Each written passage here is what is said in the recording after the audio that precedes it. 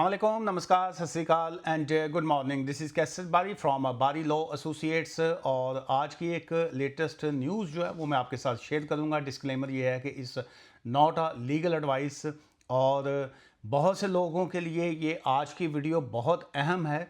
The reason is के बहुत से लोग इस वक्त जो हैं यूके में जिस वक्त देखते हैं कि उनका कोई लीगल स्टेटस जो है वो ठीक नहीं हो रहा, ड्यू टू एनी रीज़न उनका वीज़ा जो है ख़त्म हो रहा है। स्पेशली ये जो PSW के ऊपर दोस्त हैं, जब उनका वीज़ा ख़त्म होता है, उनको कोई जॉब्स नहीं मिल रही होती, स्किल्ड वर्कर वीज़ा, तो वो शॉर्टकट ढूंढते हैं और वो समझते हैं कि हम यहाँ से मूव कर जाएंगे किसी यूरोपियन कंट्री में, तो शायद अपना हमारा जो है वो स्टेटस वहाँ जाके सीधा हो जाएगा। सो पहली आपको मैं गुड थिंग ये कहना चाहूँगा कि कभी भी इलीगल थिंग्स मत किया करें। अगर आपका वीज़ा जो है वो यूके का ख़त्म हो रहा है और अगर आपके पास जो है कोई ऑप्शन नहीं बचता, पहले तो always take a proper legal advice लिया करें। उसके बाद देखें आपके कोई लीगल ऑप्शंस निकलते हैं कि नहीं।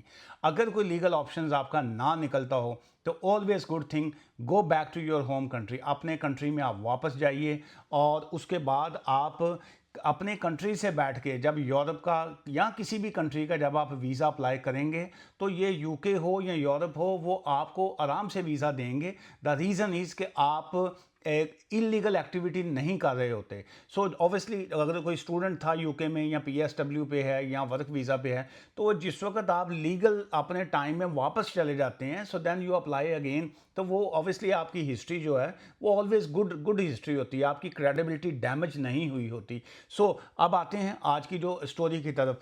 ये भाई साहब जो हैं पंजाबी भरा ही साडा लग रहे हैं, जसकरात सिंह इन्हों का नाम है जी, और 25 साल नौजवान की उम्र है, लेकिन 25 साल की एज में जो है वो देखें उसने क्या कारनामा अंजाम दिया। और 4 साल से जो था वो इसी बिज़नेस में, इस घिनौने बिज़नेस में जो था वो इन्वॉल्व था। और ये भाई साहब जो हैं वॉल्वरहैम्पटन में जो थे वो रहते थे, और यहाँ से जो लोग इनसे रब्ता करते थे कि जी आप हमें यूरोप में जो है ये मूव कर दें, तो ये, और स्पेशली ये जो टिकटॉक और बाकी सोशल मीडिया है, ये वहाँ पे एडवर्टाइज़ करते थे लोगों को वहाँ से कि जी तुसी उत्थे मूव कर जाओ, कोई जो भी इनका कोई गेम होती होगी।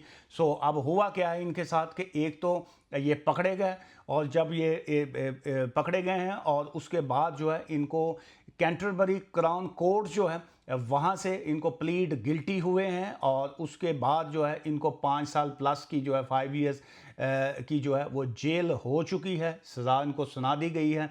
और अब इनका जो थोड़ी सी और मैं स्टोरी जो आपके साथ मैं ऐड कर दूं ताकि बैकग्राउंड और बाकी चीज़ें जो हैं वो भी आपको पता चल सके।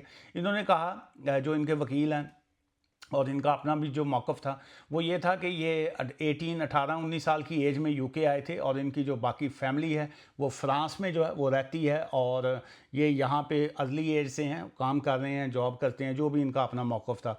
लेकिन ये था कि साथ साथ ये लोगों को यहाँ से स्मगल कर रहे थे। And I am not the mastermind कि जी मैं मास्टरमाइंड उसमें नहीं था, मैं सिर्फ एज ए उनका करिंदा एक जो है वो मैं काम कर रहा था।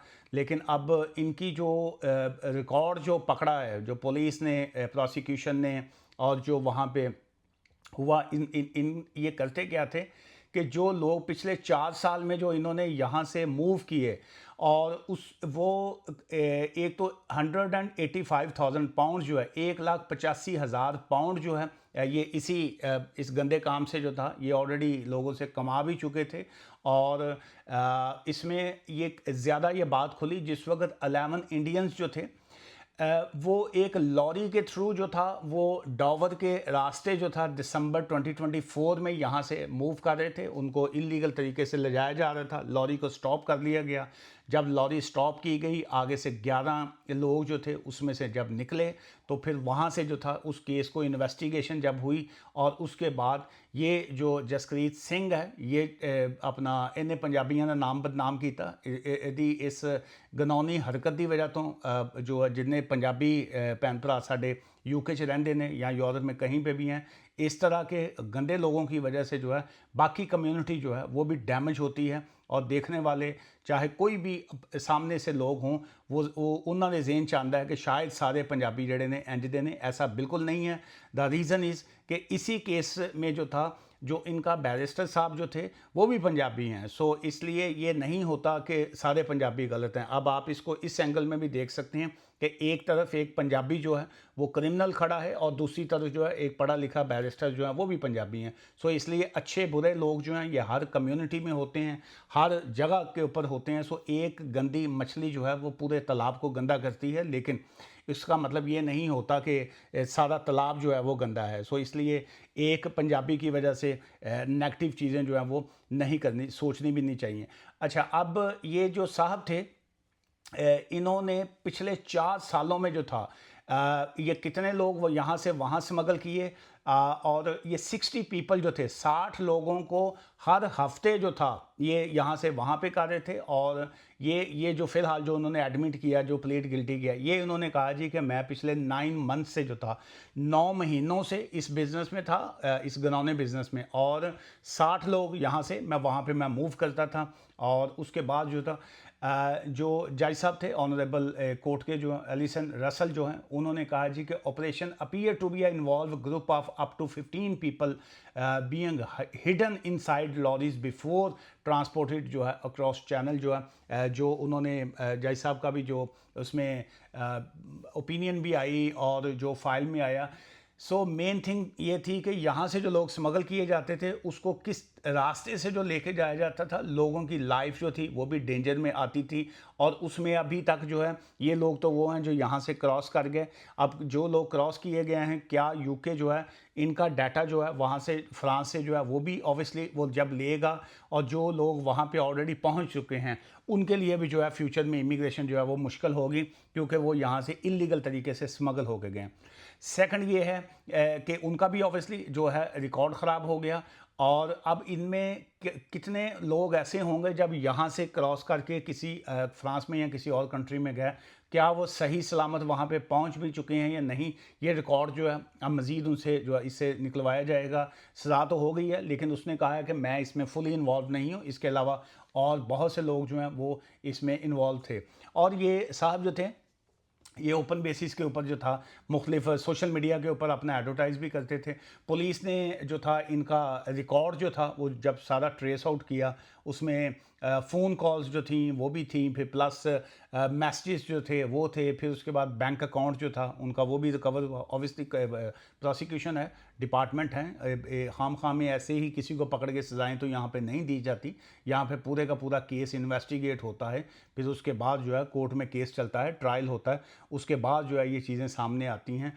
और डॉक्यूमेंट्स की हद तक बाकी तमाम केस को A to Z जो था वो सारा जिस वक्त निकला है, तो उसमें अल्टीमेट जो है ये साहब जो थे वो गिल्टी हुए और इनको जो है 5 साल की सज़ा हो गई। सो आज की इस वीडियो का मैसेज ये है, अगेन जैसे मैंने इस व्लॉग के स्टार्ट में आपको कहा, अगर आपका यूके में कोई सिस्टम ना बनता हो, आपका कोई लीगल केस अगर ना बनता हो, तो इलीगल तरीके से यहाँ से किसी तरफ मूव मत किया करें। ये आपको उसका फ़ायदा नहीं होता। ये बहुत से लोग जो हैं ये इलीगल तरीके से किसी और कंट्री में जाने की कोशिश करते हैं, वो गलत है, ये क्राइम है। और सेकंड ये है कि जब आप वापस चले भी जाते हैं तो दुनिया के रास्ते खुले हुए हैं, 200 प्लस कंट्रीज़ हैं, 200 प्लस कंट्रीज़ हैं। सो आप किसी भी कंट्री का जब आप वीज़ा अप्लाई करेंगे, आपको हर कंट्री का, एक कंट्री की रिजेक्शन होगी, दूसरे का नो होगी, 10 कंट्रियों की आपका वीज़ा नहीं मिलेगा, आगे कहीं ना कहीं तो कोई मिलेगा। और ऊपर वाले ने आपके लिए कुछ ना कुछ तो सोचा ही होता है, चाहे लोग वो यहाँ रहें, यूरोप में रहें, इंडिया में रहें, पाकिस्तान में रहें, कहीं पे भी जब आप रहते हैं, आपका दाना पानी, आपका सांस, आपका जो सारा मामलात हैं वो ऊपर वाले के हाथ में होते हैं। सो इसलिए एजेंटों के हाथों में आके अपनी लाइफ को जो है वो स्पॉइल मत किया करें। आज की इस वीडियो से मुझे इजाज़त दीजिएगा।